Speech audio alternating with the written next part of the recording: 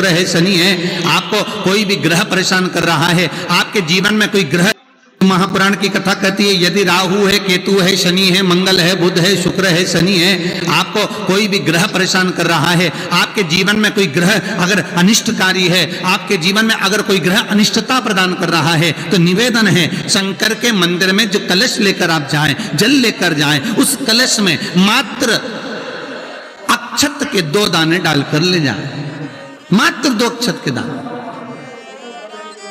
जैसे सूर्य नारायण को प्रसन्न करने के लिए अपन कुंकू डाल लेते हैं, हल्दी डाल लेते हैं जल में, या चने की दाल डाल लेते हैं जल के अंदर। सूर्य नारायण को प्रसन्न करने के लिए हमने चने की दाल डाली, कुंकू डाला, हल्दी डाली, और कभी कभी सूर्य नारायण भगवान से बहुत जरूरी काम है और वो कार्य हो ही नहीं रहा है, या तन पर कोई रोग हो गया है, तो उसको मिटाने के लिए कई बार हमने भगवान सूर्य को अर्घ देते समय सफेद फूल भी डाला है, कभी लाल फूल भी डाला है। उसी तरह भगवान शंकर से निवेदन करने के लिए, हमारी ग्रह दशा सुधारने के लिए जल के पात्र में 2 अक्षत के दाने, अक्षत भी पूर्ण अक्षत,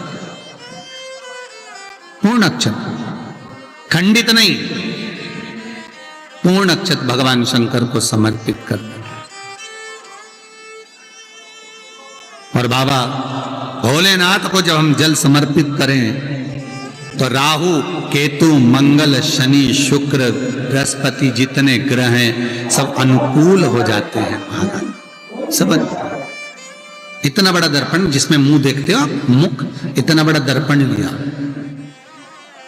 अच्छा, पहले के लोग जानते नहीं है, पहले जो घरों में, आजकल तो फैशन की बंदरवाल होती है, दरवाजे पे जो बंदरवाल लोग लगाते हैं, कहीं मोती की लगा रहे, कहीं काय की लगा रहे, परंतु पहले जो बंदरवाल होती थी, उस बंदरवाल में अगर कई शहरों में, जैसे काशी साइड में, तो आज भी जो बंदरवाल मिलती है उत्तर प्रदेश में, और चलो तो गुजरात में, तो उसमें इतने बड़े बड़े कांच लगे रहते हैं, दर्पण।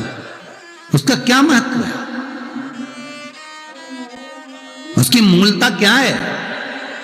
शिव महापुराण की कथा कहती है दर्पण इतना बड़ा ले लो, बंदरवाल अगर दर्पण वाली नहीं तो इतना बड़ा दर्पण लो, हनुमान जी के मंदिर में जाकर, क्योंकि हनुमान शंकर का ही अवतार है, हनुमान जी के मंदिर में जाकर हनुमान जी के उल्टे पांव का थोड़ा सा सिंदूर, चरण का थोड़ा सा सिंदूर एक कागज में लेकर आ जाइए, और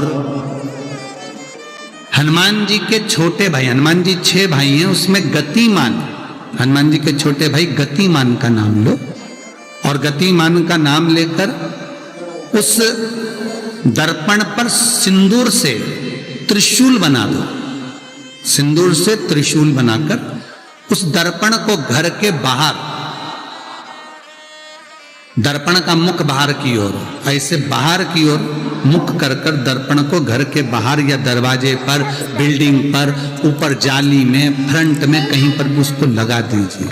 महाराज केवल शंकर का स्मरण कर कर, गतिमान का नाम लेकर, हनुमान के उल्टे पांव का सिंदूर का त्रिशूल बनाकर जो दर्पण को लगा देता है, आपको 1 महीने के अंदर अंतर मालूम पड़ जाएगा कि पिछले जो महीने निकले हैं उस महीने का अंदाजा लगाना कि घर में लोग कितने बीमार पड़ते थे, और इस दर्पण को लगाने के बाद बीमारी कम हुई कि नहीं।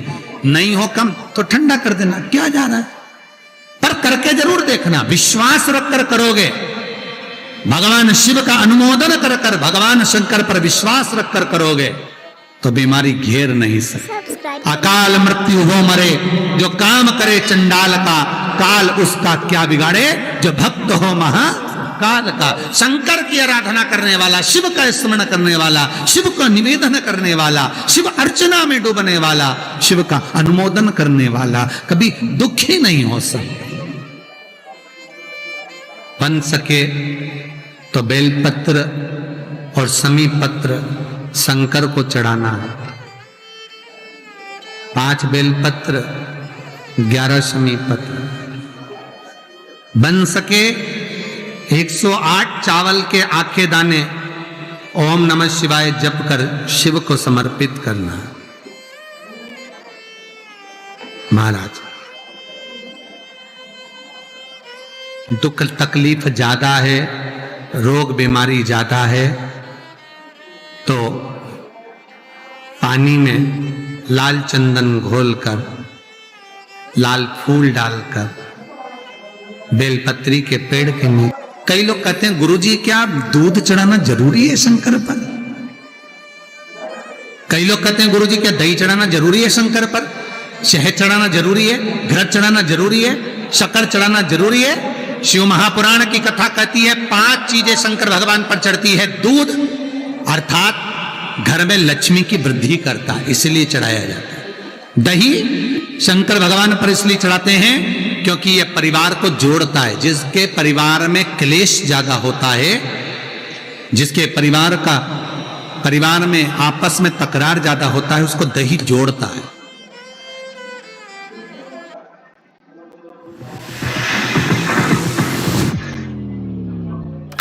दो को 50। शहद घर में चिड़चिड़ प्रवृत्ति को समाप्त करता है। घी रोग को समाप्त करता है। शक्कर मिष्ठान घर में यदि लक्ष्मी आकर जा रही हो तो मिष्ठान समर्पित किया जाता है। इसलिए पंचामृत स्नान का भाव शिव महापुराण कहती है। पंचामृत स्नान का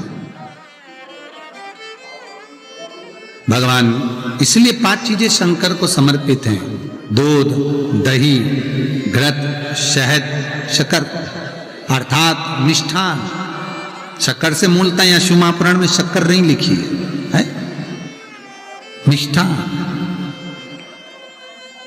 अब लोग शक्कर पीस कर अभिषेक करते हैं, परंतु मिष्ठान अर्थात गाय के दूध से निर्मित कोई मिठाई,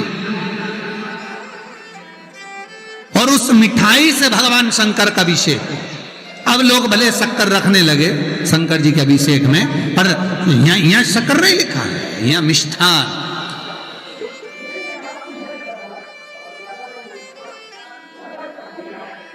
हमारे यहां सहज भाषा में कहते थे उसको खांड अर्थात मीठा।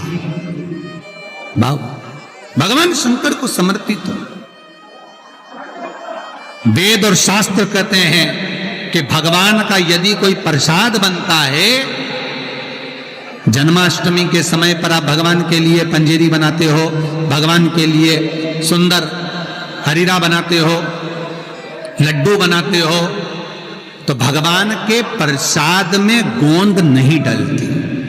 ध्यान रखना, आपकी बहू का जापा हो, डिलीवरी हो, तो खूब बादाम गोंद सब तल तल के खिलाओ, पर भगवान का जापा हो, भगवान का जन्मदिन हो, भगवान का जन्मोत्सव हो, राम कृष्ण का जन्मोत्सव हो, तो उसमें गोंद तलकर प्रसाद में कभी मत डालना, क्योंकि उसमें ब्राह्मण हत्या का अंश है। ब्राह्मण हत्या। और विद्वान जो ब्राह्मण होते हैं साहब, जिन्होंने शिव महापुराण की कथा या भागवत पुराण पढ़ी होती है, सुनी होती है, वो ब्राह्मण कभी भी, जो विद्वान ब्राह्मण होंगे, वो कभी भी गोंद का लड्डू, गोंद तली हुई कभी नहीं खाएंगे। भले वो देसी घी में तले, कुछ भी तले, पर गोंद नहीं खाते, गोंद का लड्डू नहीं खाते। क्यों? क्योंकि इसमें ब्राह्मण हत्या का अंश है। प्रत्येक फोटो में लक्ष्मी विष्णु के साथ नहीं मिलेगी, प्रत्येक फोटो में लक्ष्मी गणेश और सरस्वती मिलेंगे। दीपावली पर पाना खरीद कर लाओ, दिवाली पर कागज खरीद कर लाओ, दिवाली पर फोटो खरीद कर लाइए, लक्ष्मी गणेश के साथ मिलेगी, लक्ष्मी सरस्वती के साथ मिलेगी, पर लक्ष्मी विष्णु के साथ नहीं। क्यों? किस लिए? भगवान विष्णु और लक्ष्मी का फोटो नहीं, गणेश सरस्वती और लक्ष्मी का फोटो। क्यों? उसका कारण यहां है, पार्वती जी ने गणेश जी को लक्ष्मी की गोद में दे दिया, ले आज से तू पूर्ण लक्ष्मी हो गई। ये सरस्वती तुझे लेकर आई है, इसकी साक्षी में मैं अपनी औलाद गणेश, अपना पुत्र गणेश तुझे गोदी देती। जा, तेरी गोद में गणेश बैठ गया तो तू पूर्ण कहलाए। इसलिए हिंदू धर्म में दिवाली के दिन विष्णु और लक्ष्मी का फोटो नहीं, गणेश, लक्ष्मी, सरस्वती का फोटो क्यों पूजा जाता है?